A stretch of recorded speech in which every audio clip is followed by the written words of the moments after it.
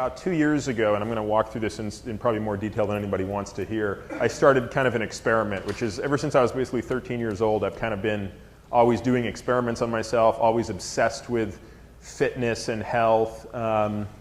Grew up lean, but in a family of people who were not lean, so kind of knew the genetic footprint, knew what was coming. Every man in my family has died of heart disease. So I knew that I was heading down that path, even though in high school, I had like 4% body fat, but of course I exercised 6 hours a day, and while Gary has just explained to us that there's not necessarily a correlation or causation, there's a correlation there but not a causation, that sort of changed once I got into my 20s. So part of what I'm going to talk to you today is about the journey of the last couple of years, how Gary and I have sort of come together to work on a project, and I don't know if time permits, but if so, I'd love to talk a little bit about what that project is called, which is effectively the war on insulin and the defense of fat, because you can't have one without the other, as Gary just explained. So anyway, we'll go from there. Thanks, Sean.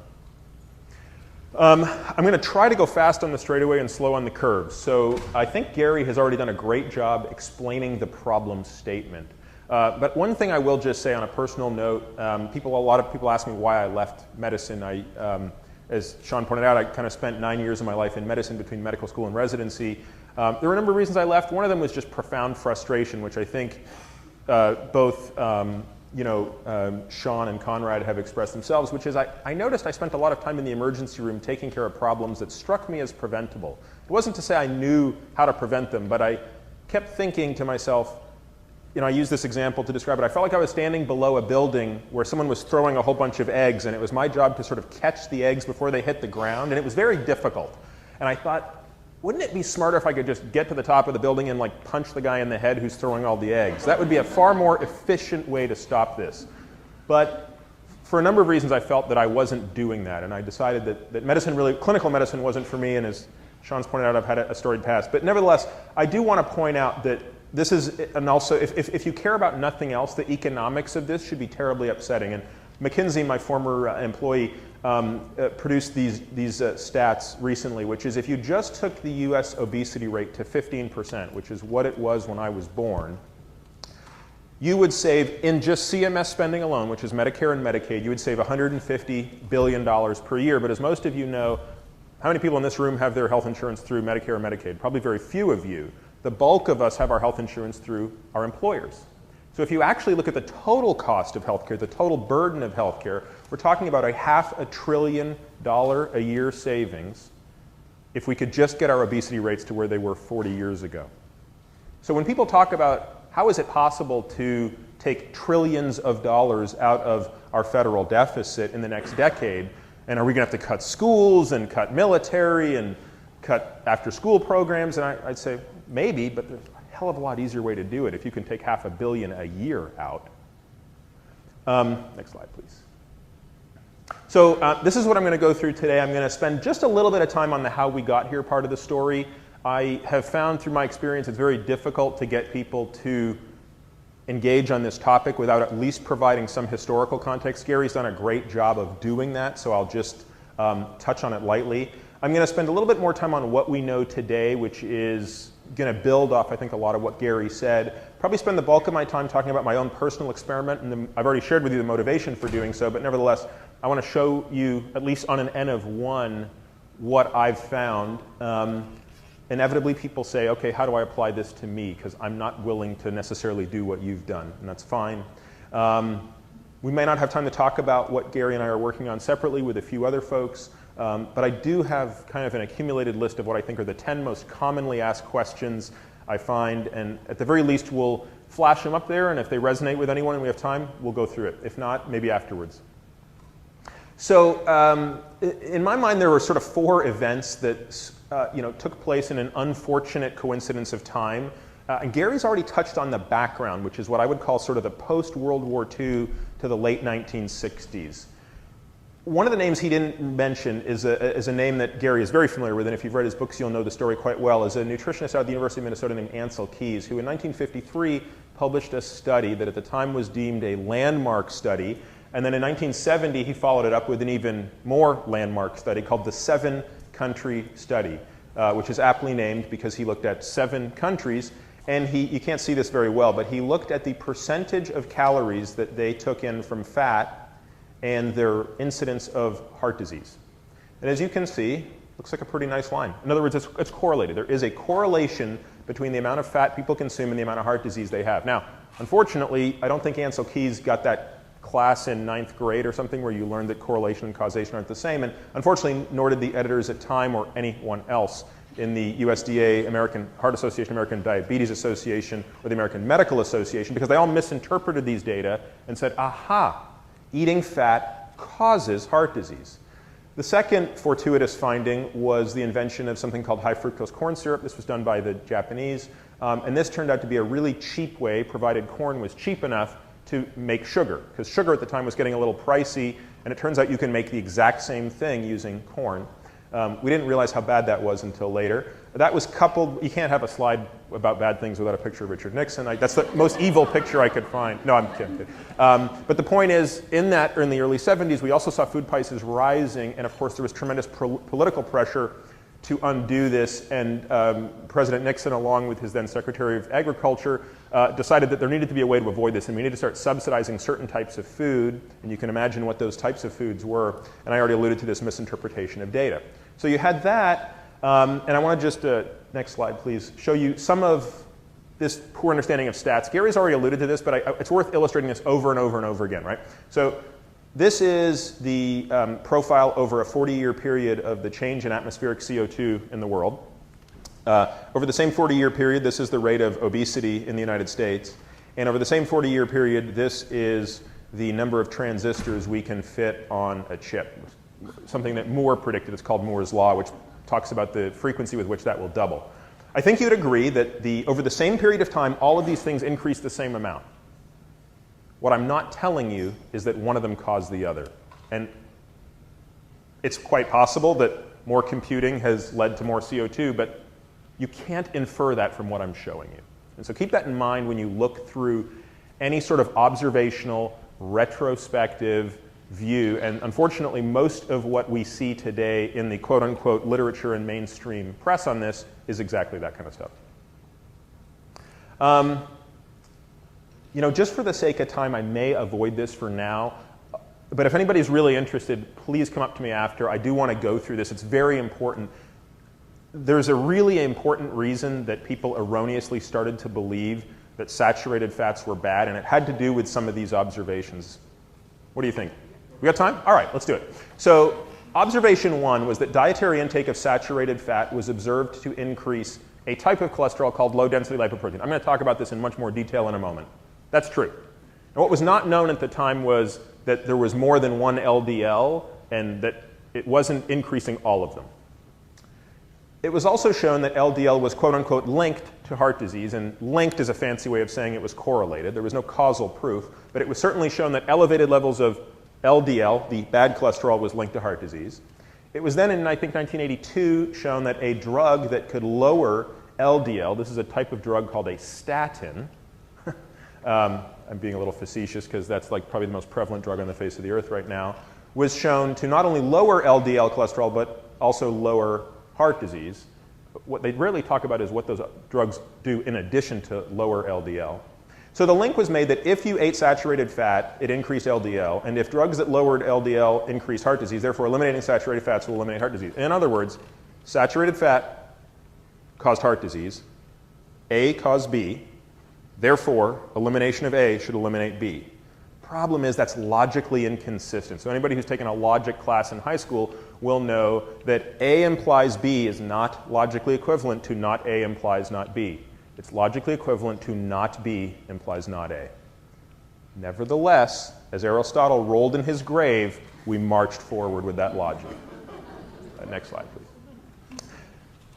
The first question friends usually ask me when I start to walk them through this, and when they read Gary's books and they say, you're kind of crazy, they say, you can't be right that fat is good. I mean, for heaven's sakes, the government has been telling me it's bad, and they wouldn't be lying about this. And I would say, you're correct. I do not believe this is nefarious behavior. I really don't. But to say that the government has a great track record of being correct is also a little dubious. And I don't know a lot about a lot, but one of the things I know I know a few things, I know a lot of things about a few things, if that makes sense. So I wanted to just share with you a few examples of things where I know what the truth was and I know how bad that they got it. So one of them is the whole estrogen progesterone thing. When I was in medical school, it was considered unethical for a postmenopausal woman to not be on estrogen or progesterone. And you notice something happened in the late 90s, which was it precipitously fell off. And that's when we actually realized that we were actually killing a lot of women with that. And it turned out only a subset of women who were postmenopausal should be on that. So we kind of dropped the ball on that one.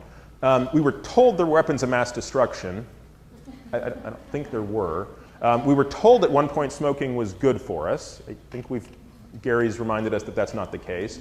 We were told by 2 consecutive chairmen of the Federal Reserve that financial derivatives were an important thing that would stabilize our economy and remove systemic risk. In my former life, I used to model credit risk. So that one didn't turn out to be true. We were told that subprime mortgages were a very important thing because remember, both Democrats and Republicans told us that if every person in America owned a home, the economy would be stronger. And the only way, of course, you can do that is take all those people who can't actually afford homes and give them loans anyway. That didn't turn out to make sense. And finally, we were told in November of 2007 that if we could replace 10% of our gasoline consumption with ethanol made from corn, we were doing good by the environment. The problem is in January of 2008, Tim Searchinger came out with the definitive study in Science that demonstrated that that actually wasn't true at all. And in fact, corn ethanol generates more greenhouse gas emissions than gasoline does. So, next slide. I hope at the very least, between what Gary and I have told you, we've at least brought you to this point with an open mind to question the dogma that you've walked in this room believing, which is one, observationally, things aren't going well, right? We are, in fact, eating less and less fat as a percentage of our overall diet since 1970, but we are getting more and more obese. And the folks who have been asserting this dogma have a sketchy track record. Okay, so what do we know today? Well, let's start with what I'm going to tell you. In the spirit of tell you what I'm going to tell you, and tell you what I told you, here's what I'm going to tell you. Your body's a black box. A whole bunch of stuff goes on in there. Half of it we still don't know to this day. There's a few things we do know. What you put in impacts what you get out. This was sort of my original fascination with this. Right? It's hard for me to believe that I spent all this time eating and what that eating didn't impact things. So what we are taught today is that a lot of carbs, a little bit of protein, a tiny amount of fat will generate the right signal. What I'm going to tell you is that actually generates a bad signal and gives you a bad response. And that bad response is insulin resistance, accumulation of fat, and chronic disease. What I hope I can convince you by the end of this talk is that at the very least we need to acknowledge this, question this, test this. I personally believe this at this point in my life, that if you reverse that, you actually generate a good signal. As counterintuitive as that is, if you reverse what we believe, you get a good signal, which means you are insulin sensitive, you are a fat combustor, and you have chronic health. Okay. So let's talk for a moment about this disconnect. I went to a good medical school around here, and I did my residency at a good hospital, and I thought I was really excited going to medical school, actually, because I thought I'd finally learn all this stuff that I'd been trying to read about on my own and not getting anywhere. And because I did my undergrad in engineering and math, I didn't have the luxury of the pre-med education, so I was really looking forward to medical school. And while socially it was the best time of my life, I would say intellectually it was the low point of my life. Because there was this profound disconnect between what we were taught. So my biochemistry class taught me that carbohydrates increased insulin, and insulin, and I'm going to show you this in a moment, prevents you, elevated levels of insulin prevent you from breaking down fat and actually encourage the storage of fat. And I was told that whole story. But then I went to my pathology class where we got to cut open hearts and look at heart disease, and we saw clogged arteries, and they told me that that was happening because I was eating fat. And I remember thinking, like, does this guy talk to this guy? I mean, we're the next, I don't understand. And then I had this nutrition class that said equally idiotic stuff. And it was a real ring around the rosy. Nobody was talking to anybody. And in fact, it's really funny. When I went back and I read Gary's books last year, I actually pulled out my biochemistry textbook, circa 1995, and said, I bet Gary's talking about stuff we didn't know back then. And sure enough, I've got Streyer's textbook open, and I'm reading Good Calories, Bad Calories, and I've got the highlighter out, and I've got the note cards, and it's like, no offense to Gary, but he kind of said stuff that these guys were saying as well. They just didn't understand the ramifications of it. In other words, the science has been there, and I think the illustration Gary gave on the last slide is brilliant. The same textbook gave a different reason for why your fat cells accumulate fat versus why you get fat. It's the disconnect. Okay. So I think we can skip this, except I want to make one point here, because sometimes when I give this talk, I haven't had the luxury of Gary going first. We all have heard of carbs and protein and fat. I just wanted to show you what they all look like, and I don't expect anybody to really care, except for the following observation. They don't look the same, even though they're made up of the same molecules. So they're all made up of carbons and oxygens and hydrogens and nitrogens, but they don't really look the same. More to the point, next slide, please. The obsession with what I call the gravimetrics of calories is almost humorous. How many people actually know the definition of a calorie, notwithstanding the fact that I've got it posted here? I mean, most people don't really know this. I mean, very few people actually think about what it means. But let's call a spade a spade. You had to burn food to figure out what its energy density was. So there's a real technical definition, right? If you burn a gram of carbohydrate, it will raise the temperature of water at atmospheric temperature from 14.5 to 15.5 degrees Celsius. And if you do the same thing with a gram of fat, you'll get 9 of those units. But aside from this energy combustion thing, this tells us nothing about the hormonal influence they exert in our bodies. And I think that's, hopefully by now you're starting to see that that's really what matters. So while it's interesting that you could burn 5 pounds of spaghetti to brew a pot of coffee, or burn 217 Big Macs to drive 88 miles, I find this interesting because neither of those are round numbers, so I'm not sure why they didn't make it 250 or 100 miles. But anyway, I argue, who cares? So next slide. I was trying to think of how to explain this to a friend at one point, and I came up with this goofy analogy which has somehow stuck, which is if you think of your body as a house, and you think of food as house guests, do you really care about the energy density of your house guest, or do you care what they do in your house? So some house guests come to your house and do nice things, like they'll wash the dishes. Other house guests come into your house and do awful things, right? They make your house a worse place. So the energy density or weight or hair color of these people is of far less significance to me than what they're doing when they're in the house. Gary touched briefly on this. I want to spend a second more on it because he did a great job explaining what insulin does. I want to talk about my favorite part of insulin, which is its role on something called lipoprotein lipase. And I'm going to come back to this in a moment because one of the questions people always ask me is, how do you actually explain why me, have the tendency to be fat? And even if you look at a piece of sugar, you'll get fat. But your wife, and you'll see a picture of her in a moment, could literally eat Oreos all day long, and I don't think she could get above 105 pounds. And this is actually part of it, okay? We talk about genetic differences. So there's this thing called lipoprotein lipase. And it was in one of Gary's slides, but we went through it pretty quick. This thing does basically the same thing. Depending on what kind of cell it sits on, though, it determines whether that's a good thing or a bad thing. So lipoprotein lipase, if it's sitting on a muscle cell, which is what this is, will bring those fatty acids. Remember, in your blood, it's all fatty acids. It's not triglycerides. Triglycerides are their storage form where they have that little glycerol backbone and the 3 dudes hanging off. So if a muscle cell has LPL sitting on it and the fatty acid goes by, the muscle cell grabs it, brings it in. But muscle cells don't store fat. They burn fat. They combust fat. Remember how we talked about how we might not actually be getting fat because we're eating too much and moving too little? Maybe we eat too much and move too little because we're getting fat.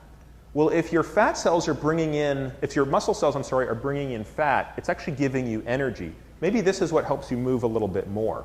Now, conversely, when you have LPL on a fat cell, and that's what this is a picture of, it does the same thing. It grabs the fat and it brings it in, but now it stores it as the triglyceride, as Gary just showed us. So I think of my body as something with an E and an F gauge, right? E stands for energy. So if the needle's pointing towards E, I've got more LPL on my fat cells. I'm bringing in fats and mobilizing them for energy. And if the arrow points to F, I'm more in fat storage mode. So we routinely look at people and go, oh, he's got a high metabolism, slow metabolism. What we're really talking about in part is this. So the question is, what determines if you got a needle pointing to E or F? Because I think we'd all agree we want the needle to point to F. Well, unfortunately, the first thing is genetics. There's just no around it, right? There's a reason I have dark eyes. I mean, I wish I had blue eyes, but I don't. The good news is what you eat impacts this tremendously. So there is something that's in our control. Next slide, please. If you remember nothing else that I say, remember this. This is a graph I took from Jeff Volek, who's one of the folks that Gary and I spent a lot of time interacting with, which shows you the concentration of insulin in your body and the amount of fat that you break down. And there's two things you'll notice. One is low levels of insulin promote fat breakdown. That's a good thing. High levels of insulin promote fat storage. That's a bad thing. The second thing you'll notice is what a math geek like I would say is it's very non-linear. And everybody has a different curve, right? So everyone through this discussion, I'm sure, is going to start to reflect on what does this mean to me? How much carbohydrate can I eat? How much do I need to restrict it? Well, the answer is I can't tell standing here looking out at you, but there are ways we can figure this out. And for me, because I do all these experiments on myself, I kind of actually know that anything above about 6 picomoles per liter, I kind of start to accumulate fat. So I'm in this, I just kind of look at the world through the lens of keeping insulin low. I mean, it's the simplest thing I think about, which is how to keep insulin low, how to keep insulin low, how to keep insulin low. And as I just know that when my insulin level is low, I'm burning fat. I'm not accumulating it. Okay, next. A lot of people think that what Gary and I talk about is crazy, and we're like the only 2 people on Earth that think this way or talk this way. It turns out we're not. So this is actually a great study that was done by Jeff Volek and Steve Phinney, among others. Steve Phinney's here, by the way, so if people want to talk to the world's expert on this, Steve is actually in the audience. This was a study that looked at 20 obese patients. These patients were randomized into 2 groups. The first group was on a carbohydrate-restricted diet. The second group was on a low-fat diet. So you had low-fat, high-carb, low-carb, high-fat. And you can see here what their differences were at the beginning, no difference, and at the end, which is to say that these guys were basically eating all fat and cholesterol. These guys were eating all carbs. Next slide. So what happened after 12 weeks? Well, after 12 weeks, not only did the group on low carb, high fat lose more weight, but they lost more fat. And not only did they lose more fat, but they lost more fat in the places we want to lose fat, which is in the abdomen. Now, I won't share the results with you today because I don't have the time, but one of the things I've done is I've chronicled my journey is used technology called DEXA, which is basically a CT, it's more of an X-ray that you get that is the gold standard for determining where fat is on your body down to the gram. In fact, I have a lipoma on my left arm, which is one of those little fat cysts. I know that I have more fat on this arm than this arm by a few grams, probably as a result of that lipoma. But through DEXA scans, they were able to, in fact, infer exactly where the fat was being lost. So not only were they losing more weight, they were losing more fat. Not only were they losing more fat, they were losing more fat from the places you want to be losing fat. Okay, well, let's stop here for a moment. How many times have people heard the argument, you know, those low-carb, high-fat diets, sure, you lose a lot of weight, but gosh, I mean, you're killing yourself. You're still going to give yourself a heart attack. All right, let's see. So, by the way, my wife last night took a look at the original version of this slide and said, oh no, that's way too complicated. So this is the simple version. I just want to share with you 2 things here, which is if you look at the high-density cholesterol level in the low-carb, high-fat group, it rose significantly more than that in the low-fat group. So this notion that if you eliminate fat, you will raise your good cholesterol, turns out not to be true. If you look at circulating levels of TAG, stands for triacylglyceride, we use that term interchangeably with triglycerides, you can see that they had a far greater reduction than the low-fat group. Again, think about what I'm saying here for a moment. These people just ate fat. These people ate no fat. These people have no fat circulating in their blood. These people do, albeit less, but still. There's more details around this. I think what I'm going to do is instead turn this into, I'll discuss something later. Okay, next slide. You might ask the question why and how.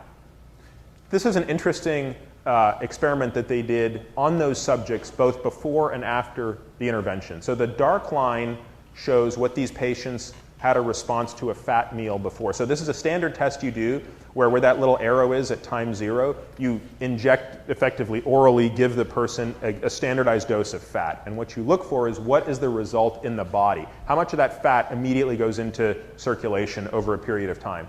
Now you can see that the black circles and the black triangles show you where these people were before any intervention was made. And you can see in both cases they had about the same response. After the study was done, look at the low-fat group. This is a group that's been not eating any fat. Now you give them fat, and all of a sudden you can see that they're basically the same. Statistically, there's no difference between these curves. So that means that when these people ate a fat meal, it mobilized through their body just as it did before. And we don't want that. You don't want to see these triacylglycerides in your blood. Whereas these people had a statistically significant reduction.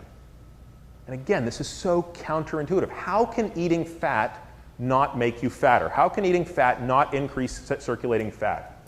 And it has to do with the hormonal environment that's created by the avoidance of fat. When you restrict carbohydrates, you turn the body's preferential fuel into fat and not carbs. I like to think of sugar in particular, but simple carbs in general, as the metabolic bully. When they come in your body, they sort of take over and they say, to hell with everybody else, this is all you care about, you're going to burn sugar. So you're going to take any fat you eat, we're going to store it as fat. Any excess carbohydrate you eat, we're going to store it as fat, because you're going to be dependent on this simple thing. Okay, next slide. There's also other really well-known scientists here. Ronald Krauss, who's up at Berkeley, who's considered by many to be the world's authority on lipids, recently came out in a series of 3 papers, actually, but I just wanted to show you one of the abstracts here, which was a meta-analysis, again, an enormous study that looks at every study that's been done on this topic, and concluded that during the 5 to 23 years of follow-up and 350,000 patients, intake of saturated fat was not associated with an increased risk of heart disease, stroke, cerebral vascular disease. This paper came out last year. Okay. Next slide, please. So I'm going to spend a little bit more time going through my own personal experiment. I'm going to cover 2 components of it, and we'll get to that in a second. Okay. So when I started this experiment a couple of years ago, I was kind of interested in doing it for 2 reasons, what I would call the defensive reasons and the offensive reasons. Now, I think a lot of us do think about the defensive reasons, and rightly so, which is, how can I change the way I eat to reduce my risk of heart disease or stroke or diabetes or cancer or Alzheimer's disease? On the plane coming up from San Diego today, I sat next to a woman who saw me reading an article on polyunsaturated fatty acids and said, started talking to me, and it turned out this woman has been like a carb-restricted fiend for 32 years because Alzheimer's is in her family, and she acknowledges, she calls Alzheimer's disease brain diabetes. I found this quite progressive. So again, we all have our own reasons. Fortunately, a lot of these diseases aren't in my family, but boy, is this one ever. But there's also offensive reasons to consider this. Wouldn't it be nice to have more energy, improved mental acuity, better body composition, be able to perform better athletically for those of us that really care about that kind of stuff? Okay. So this was me at 30. A lot of people look at this picture, they don't actually recognize me. Am I morbidly obese? No, but if you consider that I was exercising 4 hours a day and eating all the right stuff. So I was not a candy bar eating guy. I mean, I was swimming like a fish and working out like crazy and trying to eat the right stuff. But I weighed 200 pounds and my body fat was 25%. So that means I had 50 pounds of fat on me. So by BMI, I was not obese. I was 1 point under obesity. But given that I was 30, I wasn't on a great path. This is me a few hours later. I managed to shed 5 pounds. Fortunately, more of that was fat, so I was down to only 40 pounds of fat. My wife insists I point out here that she's 7 months pregnant, and I'm not, but I think you would have figured that out. So this is my natural state. So in 2009, after I finished swimming the Catalina Channel for the second time, next slide, please, my wife said something to me very kindly, which was something along the lines of, you should start thinking about being a little less not thin. So I took a moment to realize what she was saying, and I said, I agree, so what are we going to do? So started just poring over everything I could read, and the only thing that jumped out at me, because I hadn't read Good Calories, Bad Calories yet, and Why We Get Fat wasn't yet out, was sugar couldn't be good for me. So I made this change in September 2009, which was 6 days out of the week, I wasn't going to eat any sugar or high fructose corn syrup. 1 day a week, I'd eat whatever the heck I wanted. Okay. So that went pretty well, and I'm going to show you in a moment what the outputs were along the way. By March of 2010, I was kind of like pretty happy with the results, and I thought, why don't I take another step? Why don't I go from 1 day a week where I can eat sugar to just 1 meal a week? And why don't I switch my white products to brown products? So I switched to the brown rice. I started buying the $87 a loaf Julian bread, and all this kind of. Your grocery bill does go up. I will, full disclosure up front, if you want to eat better, you're going to pay more. And I started to like that. And in January of this year, and I'm going to spend a lot of time mostly focusing on here because it's really only during the last year that I had access to some of the remarkable data that I could analyze myself with in terms of blood chemistry. I decided to reduce starch to 1. So this is, now we're only into good starches. Now I decided let's take the starches down to 1 serving a day. So my overall carbohydrate went from about 600 down to 200 grams per day, but I still consumed fruits and vegetables in an unrestricted manner. And anybody who saw me eat fruits and vegetables would acknowledge it was a truly unrestricted manner. And then in May of this past year, I took the final leap of faith with the help of Gary standing on the sidelines saying, I can't wait to see this, and Steve, who's here, and Jeff. I decided to adopt what we would call full nutritional ketosis, which is to say completely changing your body from being dependent on carbohydrates and glycogen, and your brain, by the way. Remember, your brain can only burn 2 things, glucose and ketone bodies. So if you take that last step, which I took in May, you basically said, we're done with sugar, right? We're done. Now it's all ketones, which means all that fat gets broken down into ketones and away we go. Okay. So what happened? Well, let me show you a bit of what I ate in terms of breakdown. So in January of this year, I was eating about 3,000 calories a day, and you can see that about a quarter of them were carb, a quarter were protein, a little under half were fat. I did that through to this period here, and you can see that in May of this year, I kept the calories about the same. And by the way, I'm never counting calories. I just sort of eat what I want, but I'm pretty meticulous about doing so when I'm experimenting. So I will take photographs of everything I eat. I will weigh it. I will send it to a third-party entity who does an analysis on it. So I'm trying to be as robust as possible to actually quantify what I'm doing, not because I believe that's necessary, but because I actually want to be accurate when I tell this story. And it turned out I was eating about the same. I would say that the difference between 3,050 and 3,150 is effectively nil. But you saw that I increased fat slightly, decreased carbs slightly. And then in the entry to ketosis, and again, not through deliberate effort, it just turned out I started eating a heck of a lot more in terms of overall calories, though the mass of food actually was less. So here, today I'm eating a little bit more than this. Actually, last time I checked, which was 2 weeks ago, I was at 5,100 calories a day. But at the time I did this slide, I was at 4,500 calories a day. But you can see that it's virtually all fat. So 3% of my energy comes from carbohydrates. None of those are starches and sugars, and I'm going to show you in a moment what I eat. A little bit from protein.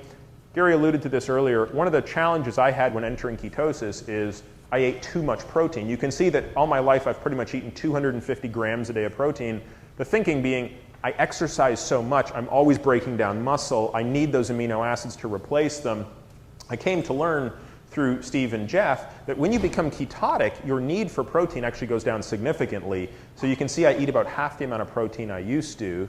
Perhaps if we have time, I can go into a little bit more detail about why that's the case. Okay, so how did this all impact me? So let's start talking results. So getting these DEXA scans, which are these little x-rays that scan your body and tell you how much of your weight is bone marrow, how much of your weight is lean tissue, how much of your weight is fat, where that fat is, how much is on the right leg versus the left leg, and blah, blah, blah. You can sort of see my trajectory over the last 2 years, which is, obviously I've lost 25 pounds, but I think what's more important is what kinds of pounds have I lost. So when I started this experiment, 195 pounds, 156 of it was lean, 40 of it was fat. Today, so that's about 20% body fat. Today, or I guess last month, my weight's about 170, but all of that loss has been fat. So I've preserved my lean tissue, but I've lost fat, and that's reflected in my body fat being closer to what it was in high school. Okay. Let's think about what I just told you. I increased my calories from 3,000 to 4,500, and I didn't exercise anymore, but I lost weight. Now, if this calories in equals calories out, meaning the only thing that matters is the calories you eat, is true, how can this be possible? Well, I think you can guess that I'm saying it's not possible. But here's a sort of schematic way to think about it. There's really 4 buckets in my mind that account for where calories go. Because we all agree thermodynamics has to be preserved, right? We all learn that. You can't create or destroy energy. So if I'm eating a given amount of energy, it's got to be taken away. Well, these are sort of the 4 things that get rid of it. So the first is digestion. It actually requires some energy to digest food. Now, not all foods are equal, and some foods require more. But take my word for it that it's a relatively small amount. Okay. Then you have this thing called activities of daily living. That's what we do, right? That's sort of walking to the grocery store, picking up the bag, doing et cetera. And this one's highly variable amongst people. There's no doubt about that. When I was in high school working construction jobs, that was a big box. I'm a desk jockey now, so it's a small box. There's exercise, which is kind of that deliberate amount of energy we burn when we are sweating it out at the treadmill or doing whatever we do. For me, that's a pretty large amount, but again, it's always been a large amount. And then there's your resting metabolic rate, and it turns out this is probably the most important one. These are the calories you burn when you sleep, when you drive, when you watch TV. For most of us, these are the calories that account for our combustion of fuel during the majority of the day. This is approximately what I looked like when I was on sort of a low-fat, high-carb diet. And you can measure these things, by the way. You can do something called a metabolic cart where you can get a pretty good estimate of this, et cetera. This is what I look like today, broadly speaking. So my daily caloric intake has ramped up, but I'm still actually in a little bit of a calorie deficit. So I'm not really expending more energy in digestion or in daily living, and I'm certainly not exercising more. But my resting metabolic rate has gone up. In other words, I burn more calories when I sleep, when I sit down, when I drive, all the other times of the day. So how is that? Well, it has to do with this, right? When you reduce the level of insulin in your body, you shift the partitioning of fuel so that your body gets more energy to burn from the fat cell. So I shifted my metabolic substrate of preference from glycogen, which is where most of us reside, to fat. Okay, next slide, please. Okay, so I think you've at least agreed that for an n equals 1, eating a lot of fat and very few carbohydrates can make you lean. But the question is, am I healthy? Because if you think about it, there were really even though I kind of wanted to not be big anymore, I also wanted to, I have this concern about the heart disease that's in my family. So let's take a look at that. So how do you assess cardiac risk? This is actually not the simplest thing in the world to explain. Most physicians and cardiologists will look to something called a Framingham risk score. And I would say that it's a reasonable place to start. So let's start with it. The Framingham risk score gives you a whole bunch of points depending on your age, your cholesterol in total, your HDL, that's the high density lipoprotein, that's the good cholesterol, your blood pressure and things like that. And you put all those things in and it spits out a score, and that score represents your probability of an adverse cardiac event, meaning something bad happening in your heart, in the next 10 years. Okay. When I started this out, my Framingham score was 8%. Now you got to remember something. For someone in his 30s to have a Framingham score of 8% is wildly upsetting. I mean, that's like 1 in 12 people. I mean, that's totally unacceptable. Okay. I have since come to realize that as valuable as that is, there are actually far more predictive and important things to consider. And going back to our friend Krauss, he would argue that it's these 3 things that are actually far more important. The unfortunate part is you can't glean these from a standard cholesterol test. So in a moment, I'm going to explain how you would actually assess these. But if you look at a very special kind of cholesterol test called a VAP panel, you can actually get this information. So he talks about a subset of HDL that's too low, your triglycerides being too high, and a subset of your LDL being too high. That's the risk. And again, when I started this experiment, I failed on all 3 of these metrics. So in other words, there's no dispute that I was not in the right spot. Today, I pass all 3 of these with flying colors. But let's take a look at that. Next slide, please.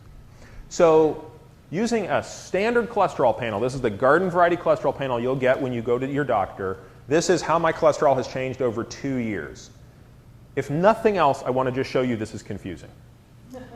So when I started out, I had a normal cholesterol at 175.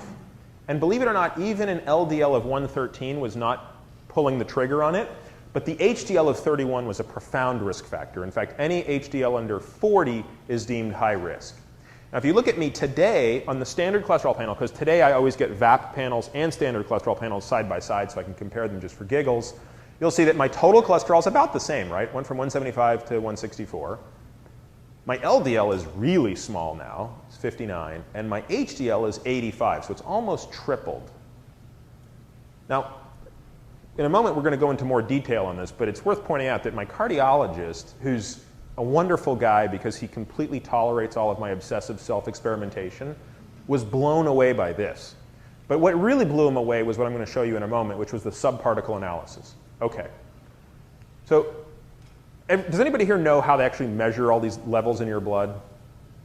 Yeah, I mean, I certainly didn't know this. So I always thought these were like real numbers, right? So it turns out when they draw the blood in the serum separator tube and away they go to the lab, they measure total cholesterol. Okay, great, so that we know that. They don't really measure HDL. They use this manganese precipitate and they get it to fall out of solution and they estimate your HDL. So when you get a standard cholesterol panel, the HDL number isn't actually exactly measured. Okay, fine. They do measure the triglycerides, so check, that's good. Here's the real killer. They don't actually measure LDL. Remember the bad cholesterol? They don't really measure it, they estimate it. So what they do is they say, well, we know that LDL is what's left over out of total cholesterol, high density lipoprotein, and then all the VLDLs, ILDLs, all the intermediate guys. That's about 1/5 triglycerides.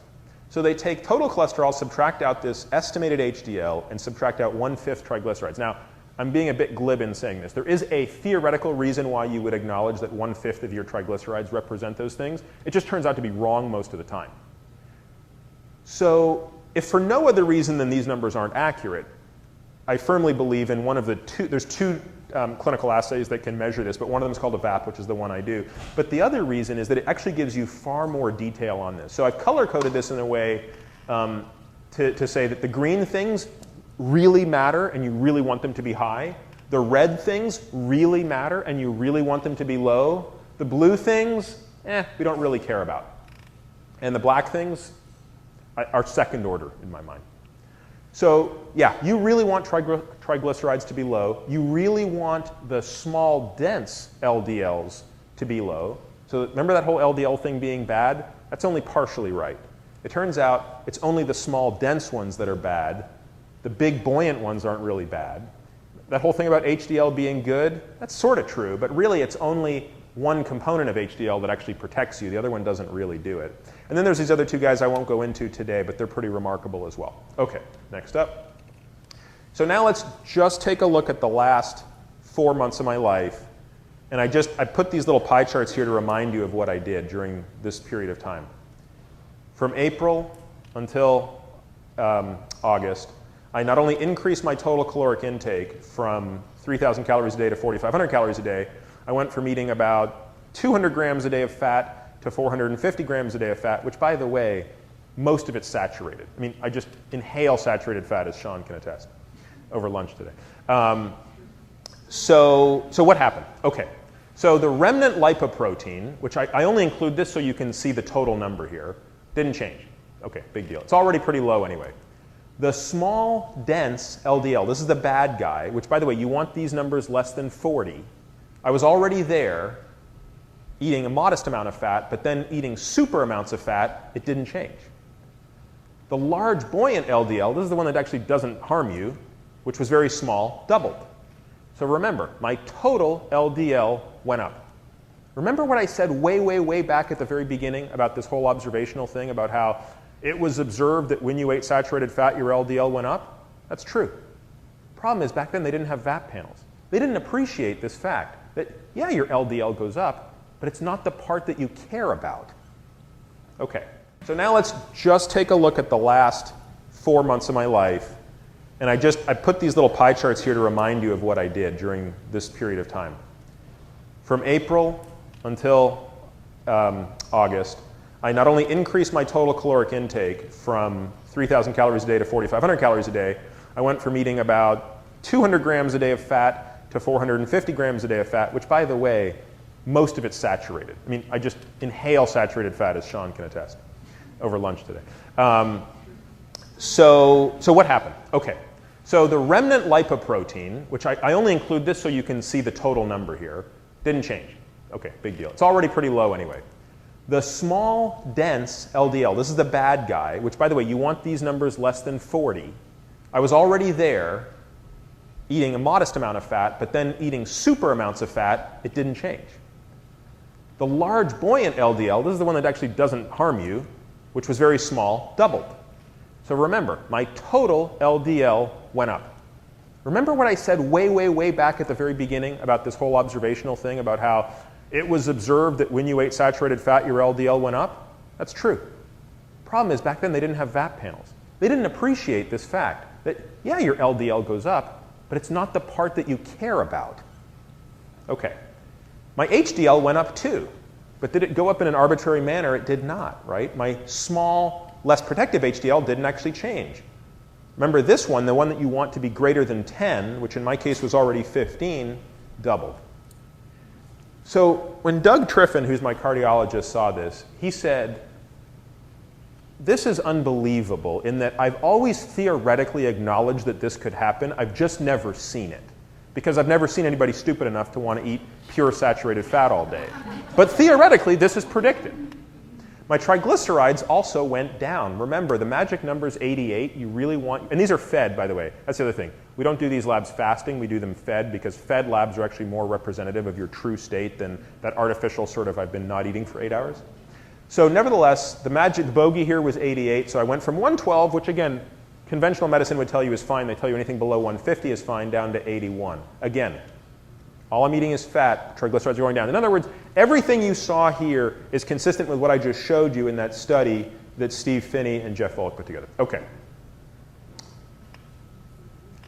Last thing I want to show you in terms of personal data, and there was a whole bunch, I'm not going to get into some of the other stuff just for time, but I want to show you a little bit about insulin resistance. Now, has anybody had one of these fasting glucose studies? I'm sure anyone who's been pregnant has had one of these, but it's a nasty test.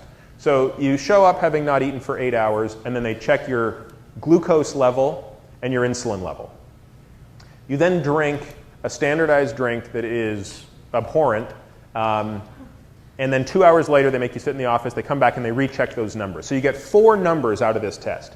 Here's what I looked like in September 2009. At fasting, my insulin level was 6. That was considered normal. My glucose level was 93. That was considered normal. After 2 hours of drinking the sugar water, my insulin level was 36. That was considered too high. And my glucose level was normal.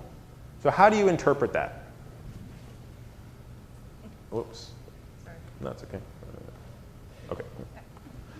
One of those buttons will do it. So the interpretation of that is I was insulin resistant. That's all right. Hit enter. Here. That's okay.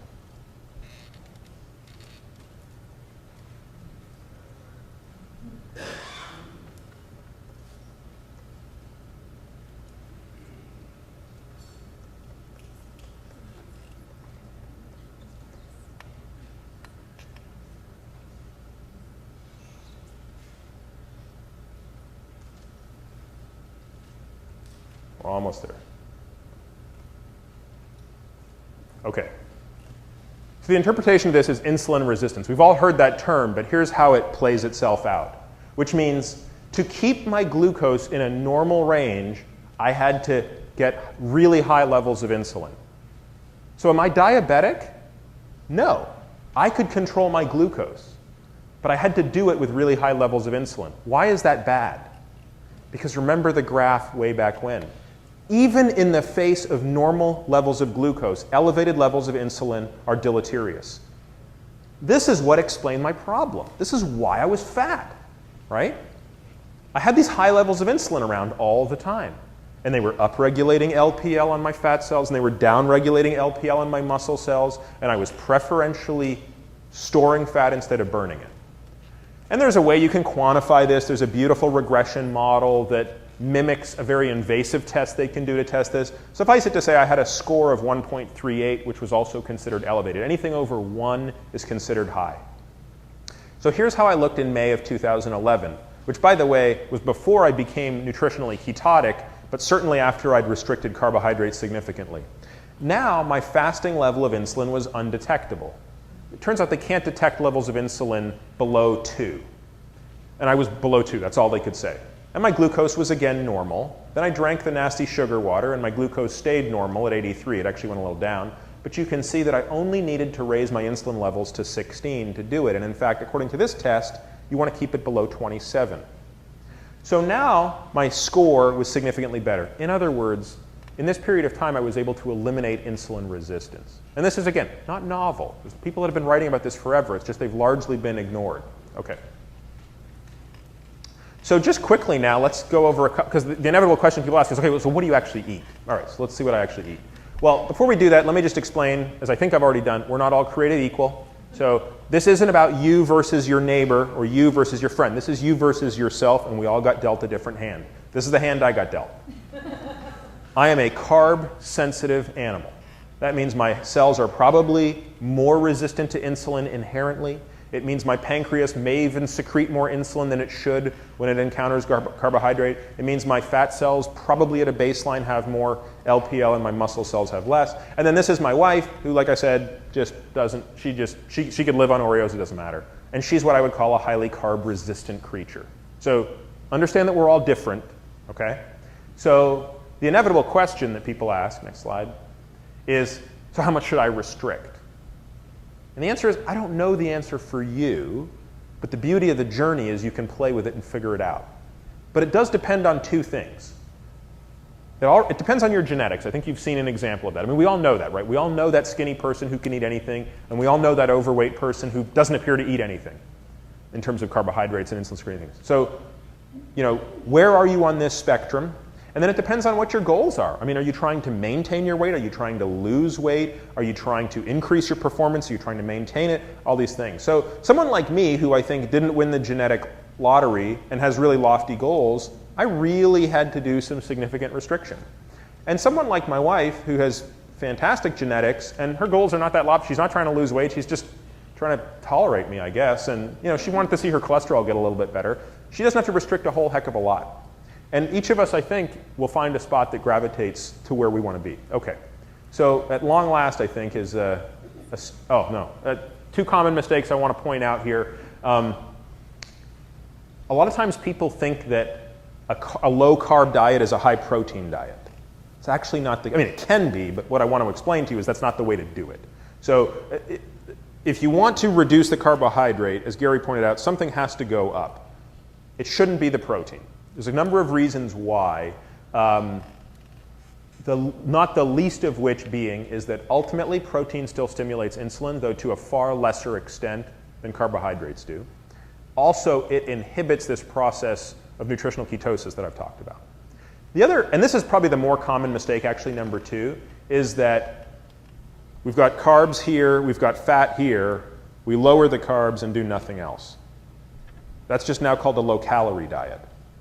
Do those work? Yes, because usually what happens is you lower the carbs, and that in and of itself gives you the benefit. Remember, Gary talked about why the low-calorie diets often work. The problem with these diets is, one, they're rarely sustainable. Nobody likes to be hungry. It's one of the few things that we kind of know about human nature, and we've seen this studied a number of times. Hunger is a very difficult thing for people to tolerate in the long run. The other thing is, you actually have low energy in this state. And I think those two things combine to make these things relatively unsustainable. Okay. So, next slide, yeah.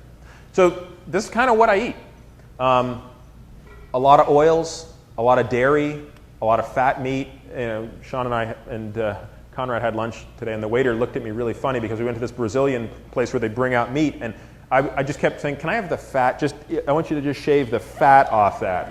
And the guy was like, really intrigued by how much fat I could eat. And I do have butter as well. I eat a lot of saturated fat, especially coconut oil. You know, dairy is kind of one of those things that doesn't work for everybody. This gets back to that point of self-experimentation. There are some people for whom dairy actually stimulates quite a high insulin response. And a lot of people ask me this question, which is, gosh, I'm doing all the right stuff and I'm not losing the weight. And one of the things I'll sort of suggest to them is try reducing the dairy. You may be one of those people for whom dairy is doing the wrong thing. Okay, next slide. Someone said to me, I don't care what you eat, I care what your wife eats, because she sounds more normal than you. So here's kind of what my wife used to eat, and here's kind of what she eats today. And not that I want to go through this in any detail, but I want to point out some of the transitions she's made, right? She hasn't given up carbs, but here's what she's done. She said, you know what? I'm not going to eat the white rice, I'm going to eat the brown rice. You know what? I'm not going to eat the lean piece of meat, I'm going to actually eat the fatty piece of meat.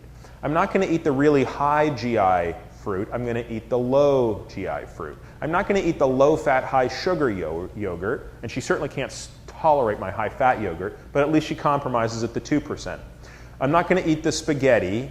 You know, I'm going to eat the, what does she substitute in? Sushi. She's always eaten sushi. She's never given sushi up. Yeah, little things, like literally. She switched from light chocolate to dark chocolate. Stopped juice, right? Stopped sugar. Margarine switched to butter. You get the idea. So she's kind of living in that middle ground of what I would call highly carb reduced, but she's not ketotic. All right. I think for the sake of time, I'm going to skip to this and let's just go straight to the frequently asked questions. Again, if folks are really interested, I know that we'd be happy to talk about what we are involved in. And maybe I'll just stop at that previous page for a second there. But these are a few of the folks that Gary and I are working with really closely. As I mentioned, Steve Finney is here, his colleague Jeff Volek. We've already talked a lot about these books, but it also should be pointed out that if you're going to buy just 3 books to read on this topic, it's these 2 coupled with a book that just came out that Jeff and Steve published called The Art and Science of Low Carbohydrate Living, which really dovetails nicely off the stories that Gary tells and actually offers some new information in addition to a lot of great recipes. And this was actually something that was really important for me. You'd be surprised how hard it is to eat 90% of your calories from fat in this country because the stores aren't made to sell us that kind of food. These 2 quotes have always spoken to me. I think they say it all. So I guess for the sake of time, here's what I would suggest. Having given this talk a number of times, these tend to be the 10 questions that show up the most. I have, sort of responses to all of them. I think Gary's already addressed some, but maybe the thing to do is just let you take a second to read them and see if there are, first of all, anybody who needs to leave, I know we're way over. You're not going to offend me. Just head on out. But if there are a few that jump out at people and you want to jump through them, I'd be more than happy to spend as much time as folks are interested. I think we technically can be here for another hour and a half, though I can't imagine any of you want to be here for an hour and a half. Sure. Yeah, number 5 and number 7. Okay, number 5 and 7. Yeah. All right. Number 9. Number 9. Okay, great. I have a question not on there. Okay. What if you weren't working out? What if you were not working out as much as you do? It's a great question. I would suspect that if I were not working out as much as I did, I would probably just have the drive to eat less than I do. And this actually happens. Unfortunately, my job demands that I travel quite a bit. And recently, not that recently, it's been about 6 months, I had to go to Tokyo for a while. And I had the best of intentions to be working out every day when I was there, but I don't know if anybody's been to Tokyo. They have a very different culture about exercise. And so whenever I went to the gym, I got yelled at for doing anything, and I basically got so frustrated I just decided I wasn't going to work out. Like, you couldn't do flip turns, you couldn't swim butterfly, you couldn't do this. I was like, okay, I'm done. So basically for like 5 days, I didn't do any exercise. When I came back, I was actually surprised. I'd lost 3 pounds. And I thought about, I wonder why that is. And I kind of looked back at what I'd been doing, and I realized I actually was eating considerably less while I was there. So I think, this is just a hypothesis, but my belief is that in the absence of exercise, my metabolic need for food goes down, and I just commensurately adjust down. So I think the proportion of food that I eat stays about the same, but my intake just goes down. So in other words, I think the net impact wouldn't be much different on what I've talked about, which is weight and cholesterol. I'm not here to say exercise isn't good. I mean, I'd be out of shape if I didn't exercise. I'd get out of breath walking up a flight of stairs. I wouldn't be able to play with my kid. There's a lot of reasons to exercise, but weight control isn't really one of them. Okay, well, why don't we go to 5? So let's click forward 5 slides. Okay, right here. So what role do carbs play in high-end athletic performance? This is a question that's near and dear to my heart because, I mean, swimming and cycling are my 2 favorite sports. And I haven't shared the data with you, but a large part of my analysis has been actually on parts of those athletic metrics. So let me just start by stating the obvious, right? There are 3 types of physical activity we do, or 3 energy systems we access when we exercise. There's the first one, which is like the tiger is coming at you, you have to get up into the tree in 7 seconds. That's the creatine phosphate system. That's just the explosive thing. That's what the sprinters deal with. That system is unaffected by this. You still have creatine with or without doing this, so that's fine. You have the aerobic system at the other end of the spectrum, which is when you have sufficient cellular oxygen to meet the demands of what you're doing. So that's what we think of as the long, slow stuff. That actually is enhanced through this system. So when you look at my ability to undergo what's called beta oxidation right now, which is my ability to access primarily fat and even the glycogen I access, it's far enhanced in the absence of insulin than in the presence of insulin. Then there's that middle ground called anaerobic activity, which is that exercise that lasts about 30 seconds to a few minutes. Unfortunately, every swim race I swim is between 1 minute and 2.5 minutes. So that's primarily impacted by this.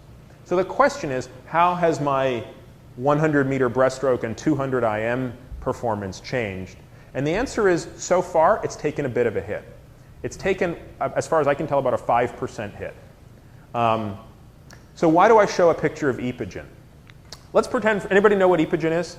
Everybody's heard of this, right? Epogen is a drug that our body, it's a chemical our body produces naturally, but it's now synthetically made, and a lot of cyclists primarily use it because it boosts your red blood cell count. And you can imagine, if you're trying to win the Tour de France, it's very hard to do it without Epogen. In fact, I would argue it's impossible to do it without Epogen.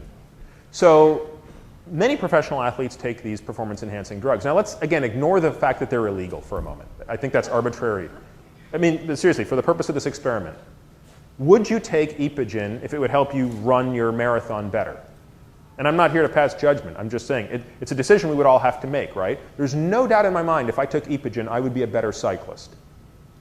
I've just made a decision it's not worth the risk of taking Epogen because it does raise my hematocrit, and that does increase the viscosity of my blood. And technically, that does increase my chance of having a stroke or a heart attack or something like that. Now, I'm pretty confident I'm smart enough I could figure out how to use Epogen and not let those things happen. I just don't feel like taking that risk. Now, Marco Pantani, he's dead today. I don't think it's because of Epogen. It's probably because of all the other drugs he was taking. But nevertheless, these things aren't without their risks. Carbohydrates are kind of the same way. If my job were the same as Ed Moses' job here, which is to win an Olympic gold medal, I'd probably have to use every single legal compound known to man to do it. And among them might be certain types of carbohydrates for this activity. This guy's race lasts 1 minute. It is purely glycolytic. But I'm not trying to win a gold medal. And nobody cares about my swimming performance except me. So I've made that decision that for now, I'm willing to acknowledge being 5% slower in a subset of my physical activity for all of the other health benefits that have come with it. I think, let's go 2 slides forward. I think number 7 something. Ah, yes. How do I get enough fiber? So it turns out when I was a good, high carb, low fat guy, I was like a fiber maniac. I remember reading that we were, supposed to eat 30 grams a day of fiber, so I thought, well, I should eat 90 because if a little bit's good for you, a lot's got to be better. So I was like drinking flax seed shakes and just doing all sorts of crazy stuff. How much fiber do I eat today? I probably eat about 15 to 20 grams a day. It all comes in the form of leafy vegetables, which, to quote Steve, I eat only because they are a conveyor belt for me to eat more fat. I don't actually care for leafy greens or fiber or any of that stuff. So it turns out that you can still actually eat plenty of fiber on a carb-restricted diet because, as Gary pointed out, the carbs you really want to restrict are the ones that cause insulin levels to go high, and the ones that contain a lot of fiber don't actually do that. However, I would argue you don't actually need fiber because the 2 reasons people think you need fiber are for regularity and to ward off all those horrible diseases. Well, it turns out the regularity issue doesn't really matter if you consume sufficient amounts of fat and sodium. So if your sodium levels and your fat intake is correct, you don't need a drop of fiber in your diet for GI health, or regularity, if you will. The other thing that's, again, just a great example of observational science gone awry is this whole notion that fiber is necessary. And so Dennis Burkitt, who was actually a physician/missionary famous for discovering something called Burkitt's lymphoma, spent some time in Africa and came to the following observation, that there was a subgroup of people in Africa who consumed high amounts of fiber and had low rates of cancer. And you know where this story is going. Therefore, eating a lot of fiber means no cancer.